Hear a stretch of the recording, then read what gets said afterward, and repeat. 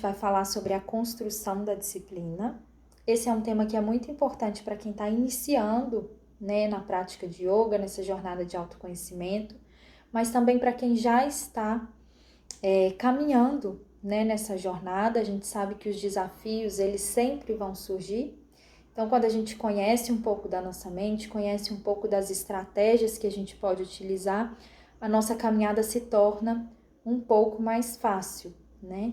E a disciplina é algo que é importante não só na prática de yoga e na construção do autoconhecimento. A disciplina é importante na nossa vida, né? Então, o yoga é uma ótima ferramenta para a construção dessa disciplina, o autoconhecimento é uma ótima ferramenta para essa construção. E a gente vai ver que à medida que a gente constrói essa disciplina em uma área, todas as outras áreas vão ser afetadas de forma muito positiva, né? Então a gente precisa de disciplina no trabalho, nos estudos, nas relações, na alimentação, no nosso estilo de vida. Então, a construção, quando ela inicia em uma das partes, ela acaba refletindo em todas as outras, né? Então é algo que é muito positivo. Hoje eu vou compartilhar aqui com vocês 4 passos, né, que foi o que eu usei na construção da minha disciplina e é o que eu oriento para os meus alunos e que tem dado um resultado muito positivo, tá? Então, o primeiro passo para essa construção da disciplina é você avaliar a sua realidade. Então, você vai parar e vai entender qual é a sua realidade hoje, né? A minha realidade hoje é praticar yoga 30 minutos por dia. Não, a minha realidade é praticar yoga 1 hora, 2 vezes na semana. Entenda qual é a sua realidade, tá? Não tenta inventar alguma coisa, é realmente entender o que você tem de disponível de tempo e a gente vai trabalhar com o que você tem de disponível. Então, se a sua realidade é 2 vezes na semana, 1 hora de aula, a gente vai trabalhar com isso. Esse é o primeiro passo. Entenda a sua realidade.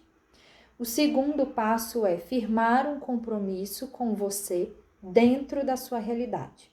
Isso é importante porque a nossa mente, ela tenta o tempo inteiro, né? Ela está o tempo inteiro oscilando e está o tempo inteiro produzindo pensamentos.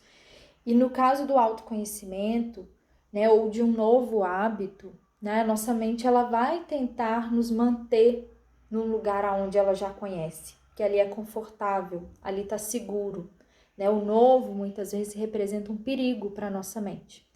Então, ela tenta de todas as formas nos desviar desse caminho. E quanto mais a gente cede para aquilo que ela está fazendo, para aquilo que ela está propondo, mais a nossa mente entende que ela está no comando. E o que a gente quer fazer aqui é o caminho contrário. A gente quer mostrar para a nossa mente que nós estamos no comando. Então, isso é simples e tem um resultado que é muito, muito potente, né? A gente mostrar para a nossa mente que nós estamos no comando. E a gente faz isso como? Enxerguei a minha realidade, firmei um compromisso comigo mesma e eu vou modificar esse compromisso o mínimo possível. Então, se o meu compromisso é praticar yoga 2 vezes na semana, 1 hora, eu vou manter esse compromisso ao máximo. Eu só vou ceder quando for algo real, né? Quando for algo concreto que realmente esteja acontecendo e que me impeça de cumprir com o compromisso que eu fiz comigo mesmo. Então, isso é muito importante e vocês vão ver um resultado muito legal na vida de vocês. Estabelecido esse compromisso, já estamos numa rotina de prática onde tudo está fluindo bem, né? Estou conseguindo manter o meu compromisso de ir nas aulas 2 vezes na semana ou qualquer outro compromisso. Isso que eu estou falando aqui vale para qualquer área, tá, gente? Então, estabelecido esse compromisso, eu vou começar a notar algumas modificações. Vocês vão ver que, com o tempo, vocês vão acabar modificando algumas prioridades. Ou nem sempre modificando, né? Talvez enxergando o que realmente é prioridade para vocês. E com isso, muitas vezes, começa a sobrar um pouco de tempo, né? A gente começa a perceber que está gastando muito tempo no Instagram, ou está gastando muito tempo com alguma outra coisa que não faz sentido. e a gente começa a sobrar um pouco mais de tempo aí na nossa rotina. Esse é o momento de incluir mais uma prática na sua rotina, tá? Então, ali, percebeu esse gap de tempo, né? Esse tempo ali que está sobrando, que está se tornando vago, ele é uma possibilidade para você incluir mais uma ou duas vezes na sua rotina de prática. Sempre dentro daquilo que é real, tá? O terceiro passo é observar os seus pensamentos. Vocês vão ver que nesse estágio, onde a gente já tem uma rotina de prática que já está estabelecida, a gente começa, e a própria prática propõe isso, né? A gente começa a não se identificar com os nossos pensamentos. E aí a ideia aqui é a gente realmente observar o que está sendo produzido, qual o conteúdo que está sendo produzido dentro da nossa mente. Por quê?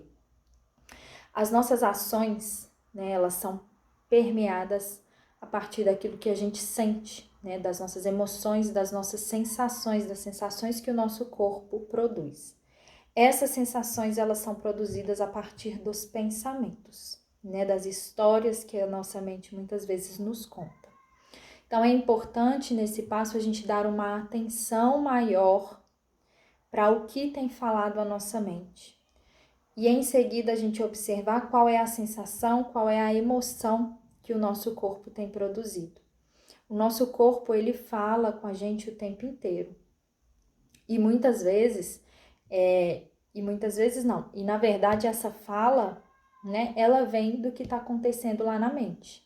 Então observe o que está sendo produzido lá, observe as emoções e observe o que seu corpo está falando. Isso é uma forma de entendimento e de conhecimento que é muito profundo e que a gente pode levar para a nossa vida, né? A partir desse ponto, é importante a gente entender o quarto passo, que ele vem desse lugar, que é o entendimento de que desafios e tropeços, eles vão acontecer, né? E é importante a gente saber lidar com isso. Então, sei lá, tô há 3 meses mantendo a minha rotina de prática, me propus praticar 2 vezes na semana, de manhã, e tô há 3 meses bonitinha nessa rotina. Mas teve um dia, essa semana, que o despertador tocou e eu não consegui levantar para ir praticar. E aí, nessa hora, sua mente começa a produzir pensamentos de culpa e de autocobrança. Então, quando a gente mantém essa distância, a gente consegue enxergar esses pensamentos. Quando a gente não consegue, né, se distanciar e fazer essa observação do que acontece lá na mente, a gente se envolve com esses pensamentos. A gente gera uma emoção negativa e quando a gente vê, a gente não faltou só uma aula. A gente já está há 2 semanas sem praticar, 3 semanas sem praticar, já acreditando na história de que o yoga não é para mim, eu realmente não sou disciplinada, não nasci para fazer isso. Então, é muito importante a gente entender que tropeços, desafios vão acontecer, né? A vida é movimento, então muitas vezes a vida vai exigir da gente um movimento diferente. É importante a gente estar aberto para que as coisas possam acontecer e tenha a nossa prioridade em mente, né? Então, a minha prioridade é me cuidar, é estabelecer a minha rotina de autoconhecimento. Seja lá o que aconteça na vida, que me obrigue a manobrar o compromisso que eu firmei comigo, eu vou manobrar mantendo a minha prioridade, tá? Então, é dessa forma que a gente começa a doutrinar a nossa mente. Ah, não consegui ir na aula hoje, não vou conseguir na semana que vem. Não deixe o sentimento de culpa e de autocobrança te dominar, né? Então, entende, realmente não consigo ir, meu trabalho, ou meu filho, ou sei lá o que aconteceu, realmente foi um fato real, não consigo ir. Na outra semana, já estabelece a sua rotina, tá? Não deixe o sentimento de culpa e de autocobrança te dominar. Na prática de yoga, então, esses foram os 4 passos que eu listei, que eu apliquei comigo e que eu aplico com os meus alunos, para que a gente possa construir essa disciplina. E na prática de yoga, né, a gente ainda tem uma outra questão Porque geralmente quando a gente estabelece essa rotina, né, a prática nos faz tão bem que a gente tem dificuldade de não ir, né? Aí a gente vai para o caminho contrário, a gente às vezes se torna até rígido com a nossa disciplina. Então, como uma forma de complementar, eu quero trazer aqui um sutra que fala sobre essa construção da disciplina de forma saudável. Isso aplicado à nossa prática, principalmente para quem já está há algum tempo, né, praticando. A gente gosta do que a gente faz, então muitas vezes isso beira a rigidez. Então no Yoga Sutra, ele fala aqui, Patanjali fala aqui, uma prática de yoga saudável é aquela que tem tapa, que é a disciplina, e tapa também é tudo aquilo que a gente faz em prol de manter o nosso sadhana. Então, muitas vezes o tapa é traduzido só como disciplina, mas ele vai muito além.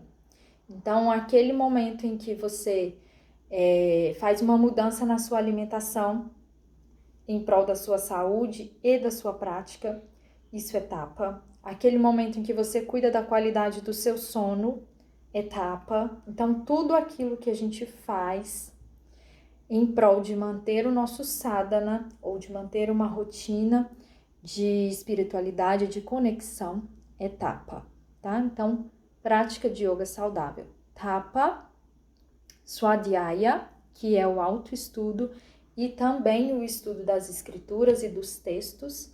E o autoestudo, gente, nada mais é do que esse entendimento que a prática de yoga propõe sobre nós mesmos. Esse entendimento da nossa mente, né? Essa distância que a gente cria da nossa mente para poder nos observar, e também a observação do nosso corpo que acontece durante a prática de asanas, né? Então, durante aquela prática física, a gente tem muita informação acontecendo sobre a nossa condição emocional, né? O que a gente está sentindo no dia, como que isso está refletindo no nosso corpo. O caminho inverso, né, acontece. A gente muitas vezes entra no tapete num estado emocional que não tá legal, e a prática de yoga limpa isso e a gente sai dali muito melhor. Então é uma forma de autoestudo prático. Então é muito importante a gente honrar esse tempo que a gente está em cima do nosso tapete, colocando a energia adequada nessa prática física, tá? E o último, que é a Svara Pranidhana, que é a entrega. Então, a gente entender que o esforço ele está sendo feito, algum resultado, ou melhor, o resultado que a gente merece, ele vai vir com aquele esforço. Não estou falando de resultado físico, propriamente dito, né? O resultado físico ele vem com tempo de prática, e isso vem para todo mundo. Alguns demoram um tempo a mais, outros têm uma facilidade e vai acontecer de forma muito rápida. Mas eu estou falando do resultado que a prática nos entrega no sentido do autoconhecimento, né? Então, a gente precisa praticar, entendendo que existe uma energia maior, né? Que tudo controla e que o resultado vai vir dessa entrega. Então, a gente faz a prática como se fosse um rito, né? Uma oferenda, a gente está oferecendo ali o nosso tempo, o nosso corpo, a gente está se propondo e se abrindo para que a gente possa se desenvolver e crescer, né, enquanto seres humanos.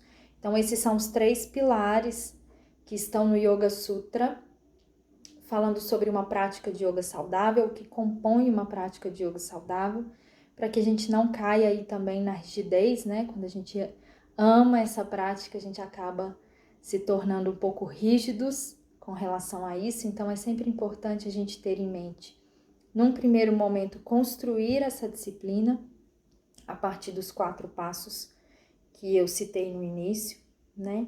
Construída essa disciplina, é importante a gente observar para não cair no caminho da rigidez e observar esses 3 pontos que são propostos no Yoga Sutra como essa construção de uma prática de yoga saudável que vai nos levar realmente, né, nessa jornada de autoconhecimento.